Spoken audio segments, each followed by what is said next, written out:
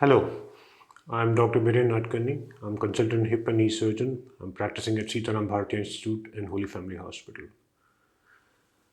तो आपका knee replacement तो हो गया है और आपके डॉक्टर आपके ऑर्थोपेडिक सर्जन ने आपको ऑपरेशन के बाद की एक्सरसाइज के बारे में बताया होगा ज़रूर। और काफ़ी लोग के मन में ये सवाल आता है कि एक्सरसाइज की ज़रूरत क्यों है इतनी।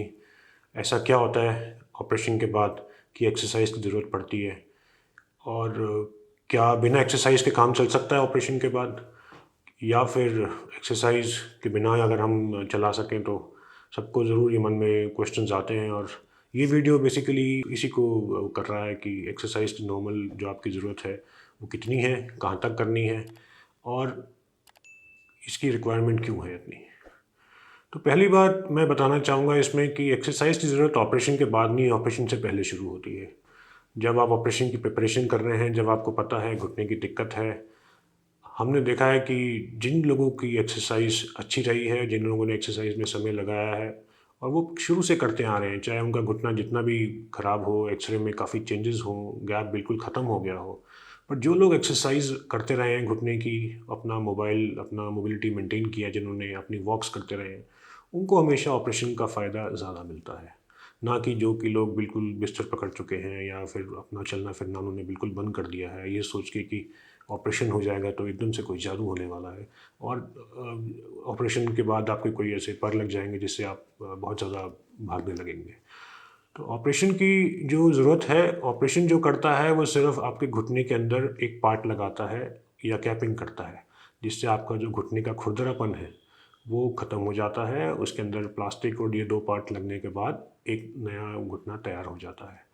तो ये आपके पेन जिसकी वजह से हो रहा है, दर्द जिसकी वजह से हो रहा है, उसको एड्रेस करता है। पर जो चलाना है घुटने को वो तो आपके मांसपेशियों ने चलाना है, आपके मसल्स ने चलाना है। अगर वो मसल्स कमज़ोर रहेंगी या उनमें हरकत नहीं होगी उतनी, तो फिर वो आपका जो पार्ट लगा है उसका उसका पूरा फ़ायदा आप नहीं उठा पाएंगे। इसलिए एक्सरसाइज की ज़रूरत बहुत ज़्यादा होती है और एक्सरसाइज ऑपरेशन से पहले शुरू होनी चाहिए। और बाकायदा मैं कहूँगा कि it should be there all the time, बिल्कुल सारी ज़िंदगी चलती रहनी चाहिए और उसका फ़ायदा तभी होगा ऑपरेशन का जब आप इसको पहले से कर रहे हो। कौन कौन सी एक्सरसाइज है घुटने की जो ऑपरेशन के बाद कंटिन्यू करनी है। हम अगर सिंपल सी बात करें तो इसको हम क्वाड्रिसेप स्ट्रेंथनिंग, हैमस्ट्रिंग स्ट्रेंथनिंग, अलग अलग एक्सरसाइज बोलते हैं। पर इसका एक बहुत सेट प्रोटोकॉल होता है और आजकल हर एक हॉस्पिटल में जहाँ रिप्लेसमेंट होता है उनकी फिजियोथेरेपी टीम्स होती हैं जो कि जिनके प्रोटोकॉल्स में उनके उनके तरीक़ों में ये सब कायदे से मेंशन्ड होता है और उसके हिसाब से वो चलते हैं। हर एक पेशेंट की रिक्वायरमेंट थोड़ी थोड़ी अलग होती है, किसी को ज़रूरत ज़्यादा की होती है, किसी को थोड़ी कम की होती है, कोई थोड़े फास्ट चलते हैं, कोई थोड़ी स्लो चलते हैं। और ये उस बात पे भी डिपेंडेंट होता है कि घुटना एक रिप्लेस हुआ है या दोनों साथ साथ हुए हैं। तो जिसमें दोनों घुटने साथ साथ हुए हैं उनकी रिक्वायरमेंट्स और उनका जो रिहेबिलिटेशन है थोड़ा डिफरेंट होगा जिनका एक घुटने में हुआ है। और बहुत सारी और चीज़ें हैं जिस पर डिपेंडेंट होता है। आपकी मसल स्ट्रेंथ कैसी रही है ऑपरेशन से पहले, आप कितना एक्टिव रहे हैं पहले, आपका बॉडी वेट कैसा है। बॉडी वेट जिनका ज़्यादा होता है उनको थोड़ी सी प्रॉब्लम, थोड़ी सी दिक्कत ज़्यादा आती है मोबिलाइजेशन में, एम्बुलेशन में। और एक्सरसाइज का मतलब ये नहीं है सिर्फ कि घुटने की एक्सरसाइज करी बैठ के। इसका ओवरऑल जो पर्पस है एक्सरसाइज का वो है कि पेशेंट ऑपरेशन के बाद अपने लायक इंडिपेंडेंट बन सके, अपने सारे काम स्वयं कर सके। इसमें बेसिक सबसे एक्टिविटी होती है कमोड ट्रेनिंग, यानी कि अपने आप से उठ के वॉशरूम तक जाना, वॉशरूम से वापस आना, ये भी एक्सरसाइज का हिस्सा है। एम्बुलेट करना यानी कि शुरुआत में वॉकर या स्टिक के द्वारा खड़े होकर चलना और उसके बाद फिर उसकी ज़रूरत कम हो जाती है जैसे जैसे आगे टाइम बढ़ता है। तो एक्सरसाइजेज की रिक्वायरमेंट ऑपरेशन के बाद काफ़ी ज़्यादा होती है। आजकल की कुछ सर्जिकल टेक्निक्स हैं, स्पेशली मसल स्पेयरिंग अप्रोच है या MIS टेक्निक्स है, जिससे हम लोगों ने मसल्स के ऊपर जो डैमेज होता है या मसल्स के ऊपर जो कट हुआ है काफ़ी हद तक कम कर दिया है। और कुछ पेशेंट्स को इसका फ़ायदा इसलिए मिलता है क्योंकि जैसे जैसे मसल का डैमेज कम होता है या मसल के कट नहीं होता ऑपरेशन में, तो उन लोगों को ऑपरेशन एक्सरसाइज की रिक्वायरमेंट थोड़ी कम होती है, उनका रिहेबिलिटेशन थोड़ा फास्टर होता है, वो थोड़ा सा अपनी ज़िंदगी में वापस जल्दी आ पाते हैं।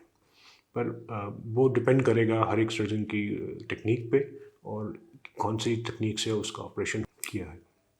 तो अगर आप मुझसे पूछें कि क्या टिप्स हैं रिकवर करने के रिप्लेसमेंट सर्जरी के बाद, तो मैं ये ज़रूर कहूँगा कि जो भी डिस्चार्ज समरी में या जो भी आपके सर्जन ने आपको बताया है, जो भी आपको बेसिक दवाइयाँ, थेरेपी और सब चीज़ों के बारे में मेंशन किया है, उसको आप बिल्कुल फॉलो करें।